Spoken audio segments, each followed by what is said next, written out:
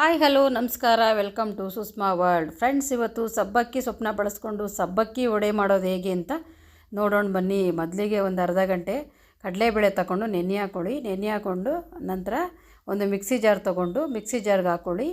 ಈ ರುಬ್ಬೇಕಂದರೆ ನೀವು 2 ಎಲ್ಕು ಬೆಳ್ಳುಳ್ಳಿ, ಒಂದು ಸ್ವಲ್ಪ ಶುಂಠಿ ಕೂಡ ಹಾಕ್ಕೊಂಡು ರುಬ್ಕೊಬೋದು. ನಾನು ಹಾಕಿಲ್ಲ. ಈ ರೀತಿ ತರಿಯಾಗಿ ರುಬ್ಕೊಂಡಾದ ನಂತರ ಒಂದು ಬೌಲ್ ತೊಗೊಂಡು ಎಲ್ಲನೂ ಹಾಕ್ಕೊಂಡು ಸಣ್ಣಗೆ ಹೆಚ್ಚಿರುವಂತಹ ಕೊತ್ತಂಬರಿ ಸೊಪ್ಪು, ಸಬ್ಬಕ್ಕಿ ಸೊಪ್ಪು, 1-2 ಹಸಿಮೆಣಸಿನ್ಕಾಯಿ, 1-2 ಈರುಳ್ಳಿ ಸಣ್ಣಗೆ ಹಚ್ಕೊಳ್ಳಿ. ಮತ್ತು ಸ್ವಲ್ಪ ಸಾಲ್ಟು, ಸ್ವಲ್ಪ ಸೋಡಾ ಹಾಕ್ಕೊಂಡು ನೀಟಾಗಿ ಕಲಿಸ್ಕೊಳ್ಳಿ.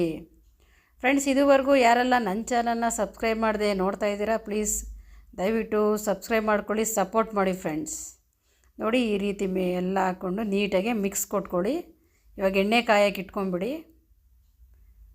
ಎಣ್ಣೆನೂ ಕಾಯ್ಕೊಳ್ಳುತ್ತೆ, ಬೇಗನೂ ಕೂಡ ವಡೆ ರೆಡಿಯಾಗಿಬಿಡುತ್ತೆ. ನೋಡಿ, ಚೆನ್ನಾಗಿ ನಾನು ಮಿಕ್ಸ್ ಮಾಡ್ಕೊಂಡಿದ್ದೀನಿ. ಅದಾದ ನಂತರ ನೀವು ಗ್ಯಾಸ್ ಹಚ್ಕೊಂಡು ಬಾಣಲಿ ಹಾಕಿ ಎಣ್ಣೆ ಹಾಕ್ಕೊಂಡು ಎಣ್ಣೆ ಕಾಯಕ್ಕೆ ಬಿಡಿ. ನೀಟಾಗಿ ಸಣ್ಣ ಸಣ್ಣ ಉಂಡೆ ಮಾಡಿಕೊಂಡು ನೀಟಾಗಿ ತಟ್ಟಿ ಹಾಕ್ಕೊಂಡ್ಬಿಟ್ರೆ 2 ಹಾಕ್ಕೊಬಿಟ್ರೆ ವಡೆ ರೆಡಿ ಆಗಿಬಿಡುತ್ತೆ.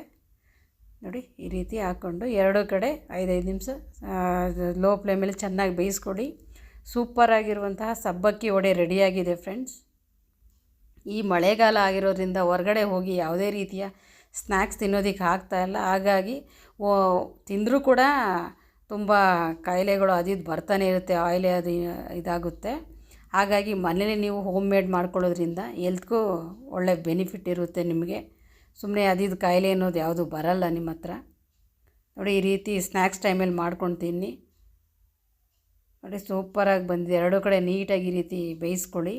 ಸೂಪರಾಗಿರೋಂಥ ಸಬ್ಬಕ್ಕಿ ವಡೆ ರೆಡಿಯಾಗಿದೆ. ನೋಡಿ, ಇಷ್ಟೇ ಫ್ರೆಂಡ್ಸ್. ಜಸ್ಟ್ ಈಗ ಸರ್ವ್ ಮಾಡ್ಕೊಂಡು ತಿಂತಾ ಇರೋದೆ.